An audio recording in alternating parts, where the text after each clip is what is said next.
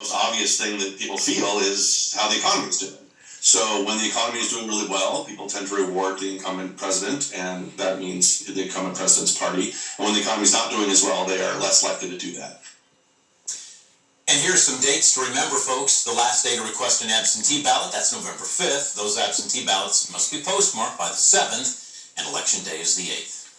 News Center 7 is your election station. We want you to check out our election guide before you fill out that absentee ballot or go to the polls.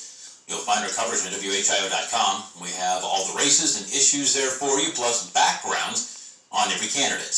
Click on the Election 2022 tab.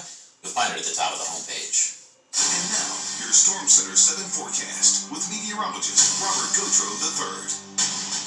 And Robert just showing me the current temperature, about 47 degrees. Does not feel that warm because of that little bit of breeze out there. Yeah, and it probably would be cooler if we didn't have so much cloud cover, although that cloud cover is starting to thin out. Okay. And once that happens, then we'll definitely see some chilly temperatures, chillier than what we had this morning.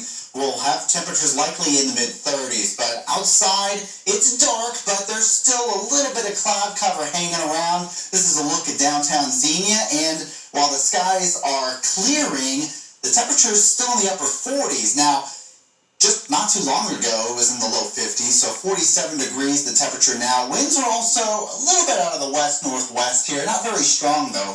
They've definitely died down. It was a little bit breezy yesterday. It'll likely be a little breezy moving into tomorrow and the weekend, but tomorrow's going to be the chilly day, and this weekend it'll be a little bit milder before some real cold comes, probably the coldest temperatures we've seen since at least April. So temperatures now 47 degrees in Dayton, 43 in Wapakoneta, still hanging on to 50 degrees in Wilmington, however. So yeah, a little bit of a warm day. Let's take a look at what we had this morning. Now, this morning we got down to 46 degrees, at least in Dayton. Some places got into the lower 40s, like Salina got down to 41, and Richmond did reach 39 degrees, but more of us will likely get into the 30s tonight. In fact, I think most of us will likely get down there. It might be a little bit more difficult down in, say, Butler, Warren, Clinton counties, but we're looking at 36 in Dayton, so there's definitely a good shot. You can see, especially once those clouds begin to give way a little bit, you'll see temperatures dropping into the mid-30s, and then tomorrow, a pretty cool day, actually.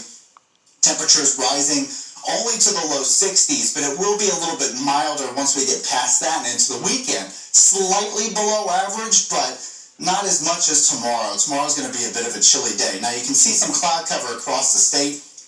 It was more expansive earlier, but a lot of it has begun to thin out a little bit, and we'll still see some clouds hanging around, but beyond that, we're definitely seeing some clearing skies. We're also seeing some drying conditions. We had some widespread light sprinkle activity. You may have seen a little bit of a spritz on your windshield or on your window or outside or maybe your wet sidewalk, something like that, but it really didn't rain too much. In fact, there was a lot of virga outside, and I posted some pictures on my Facebook, Twitter, all that stuff, because it really was kind of pretty, especially as the sun was setting. You had some of those pink and orange colors on the virga. Virga, by the way, is rain that falls, but it evaporates before it hits the ground, so it just kind of looks like a brush or something like that. So it was pretty, but what's left of the rain is pushing off toward the eastern part of the state, and then you can see a little bit farther east, there's some heavier rain up in New England. That's all associated with the cold front that moved through our area yesterday, bringing us the cold air. And speaking of cold air, look at this, some snow up in northern Minnesota. I know the UP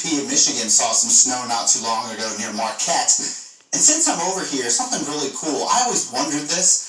Do you know this part is actually part of Minnesota? The kids that live here actually have to go through Canada to get back to school that way and go that way, and they have to call customs. It's just a cool little fact in case you didn't know. That's what that little bump is there. There's a long story to why that is. But back to our area, you can see as we move into the overnight hours, a few clouds, but then making really some clear skies moving into tomorrow. But again, temperatures cool in the low 60s. And then Friday and into Saturday, a mix of sun and clouds coming in, and then even the chance for some showers, but it's really late Saturday where we could see a late sprinkle. Most of your Saturday will remain dry. Later in the evening, yeah, sprinkles possible, kind of like today. And then a shower possible Tuesday. Look at those temperatures Monday and Tuesday and Wednesday. Temperatures in the low 30s, a high of only 49 on Tuesday. So some of the chilliest temperatures in a while to come next week. All right, Robert, thank you. Neighbors are so frustrated with a business owner's property, they want the